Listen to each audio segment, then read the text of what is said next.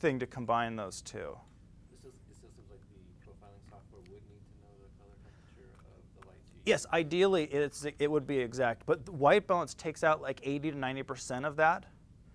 So now all of a sudden it's about your chip in your camera, and that filter is bluer than the next guy's filter. Because I mean, they're producing these filters on, and you know, people make them and they do quality control, but there's always some variation. And when you're talking about 1% or less, more or less blue in a skin tone that only has a few percent blue to begin with, you know, we need to know how to correct for that. And that's what this whole procedure is doing. Now, when you're just using Adobe Camera Raw, a guy at Adobe did this for you. When you're shooting your camera and using the onboard processing chip, an engineer at Canon measured his cameras and he came up with a thing that did a lot of the same thing right in a chip. Like I said, this allows you to do it, which allows you to be specific to your camera, but it also allows you the control. So you can, I mean, I have an example here later where I told the camera I was shooting indoors and I was really shooting outdoors, and then I lied to it about the white balance, and it produced a result that I liked. You know, it's not necessarily all about accuracy, but control. But yeah, a big part of it is starting out with something really accurate and having a reference for it and knowing how that camera responds. And you're not actually knowing, you're telling the software, the camera software, how that thing sees. Okay, so I'm going to really quickly go through the i1 software. It's by far the most complicated, but it's actually quite simple. It just has a lot of options. And you're basically just starting out shooting the target. You open the i1 software, click on camera. I'm going to go through the advanced procedure because the easy procedure is like steps 1 and 10. But it's the same idea. We just skip all the playing and fiddling around. It has a nice little thing on the side here. If you actually read all of it, it tells you this is how you set up your lights. It's talking about the 45-degree angle method.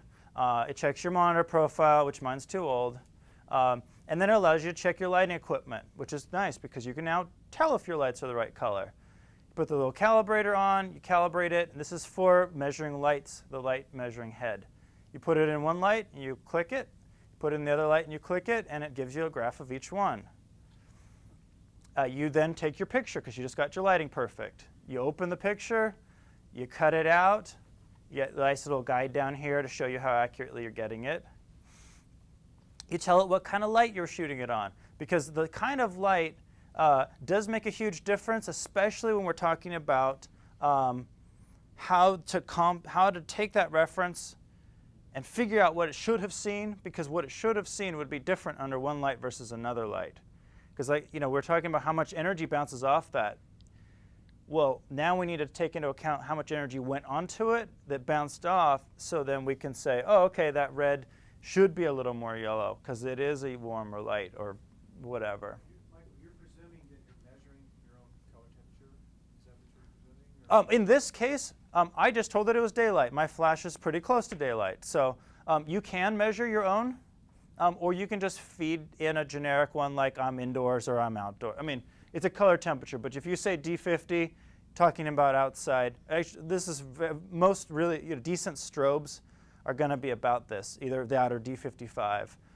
So if you either measure it, you have a color measurement meter, you have a spectrophotometer with a light head, or you read the specs on your strobes, which are, again, published by the manufacturer, you'll know what to put in here. And we just need to have a general idea, because if we're way off and we're using, you know, incandescent light when we're really using outdoor light, or we tell it it's one versus the other, that reference profile is only talking about how reflective that is. It needs to know now what that should look like under a given light. That makes a huge difference. You then load a test picture, which I have this nice, exciting picture, and then you just start looking at it and going, hey, I want it brighter. I want it more or less contrasty. So you're basically now making a look that you could make your own. Starting out with something technically accurate, supposedly. You can increase or decrease the contrast. And this is a cool one, actually. I like this idea. In really saturated colors or in less saturated colors. Because, for example, that mixed light thing, our eyes do not perceive, I mean, our brains do not perceive the major differences in color temperatures. We compensate for that, but cameras do. So in theory, you could say colors that are less saturated, like kind of gray with a little bit of a warm tint in this light, but a little bit cooler tint in this light, we could increase or decrease that effect and still leave the very saturated bright green furniture and the red dress or whatever more saturated even. So you could, you could do some kind of interesting things with that. So I have a question. Yeah. Yeah. I have Profile Maker. Yes. And I have the camera thing in that one. I don't have that, but it does similar things that this does. Yeah, and it has presets that do. It's the same algorithm. What they've done is they've made it into a package. I believe. I'm not 100% positive about that. But it seems like the whole idea of a profile is to more highly capture the actual colors Yes. that you're taking a picture of. Right. Okay, say under the same lighting that you put your target, let's say. But the question I have, and I'm really interested here, is it seems like when you start making all these adjustments to saturation, to brightness, to contrast, what you're doing is actually you're pulling away from that accuracy. Right. Yes. I think if I understand, this is kind of my question, what's happening here is you would use a camera profile. You might start everything at neutral. Yes. And then you would look at your output, and you said, I really like my colors a little more saturated. So then you could go in, am I correct in making Oh, absolutely, and that's why you load that test image. So you're actually doing it right through this system. What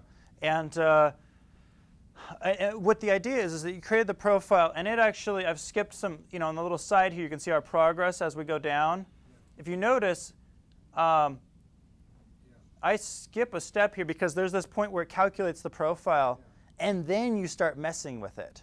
Yes, exactly. So like I said, in the easy mode, it doesn't give you any messing with it options. You just crop it out, tell it what light source, and boom, you're done. But at this point, you load an image, you look at it, because the idea is that as a photographer, you have a look maybe, it's your own. But it should start out with something accurate because that's going to be more pleasing to begin with. But then you say, I like it more contrasty than the real world, or I like it whatever, more saturated, less saturated. And you could make these all day long. And at the very end, it says, you want to start over again with just a new image? So you can shoot portrait image, load it in here, go through the whole procedure, then go to load a landscape. And without having to recalculate the profile, you just throw new adjustments on top of it. This is unique to this. All the other packages that I'm talking about just build a profile. Right. Right, yeah, which is similar product. I mean, I've been using both of them on and off for everything I do, pretty much. But most of the time, I found that the features I want are in the i1 software, like 99% of the time. Every once in a while, I really wish I had something that was in the Profile Maker software, but it's like I have 1.5 hour job that I could do something really cool, and it's a $5,000 option. So my customers that I work with they have that software, and I work with them on it. So I didn't, I haven't done a huge amount of research with that particular module. Like I said, concepts is really what I'm hoping you pick up here. All right, so we go through and we mess with it, we save it. You can check that, like I said, and start over with another picture without having to load the same test image and recalculate. So that's the i1 package for building camera profiles. It only works, guess what, with their target. This one right here, the Color Checker SG. This is like 200 and something bucks for this. 300 bucks, 280 or something, and whatever. Yeah, something like that. It's been a while since I bought one. I don't want to remember. This software module is included in the more advanced version, but you have to buy this separate, if I remember right. They're changing that all the time. Does the new one come with this?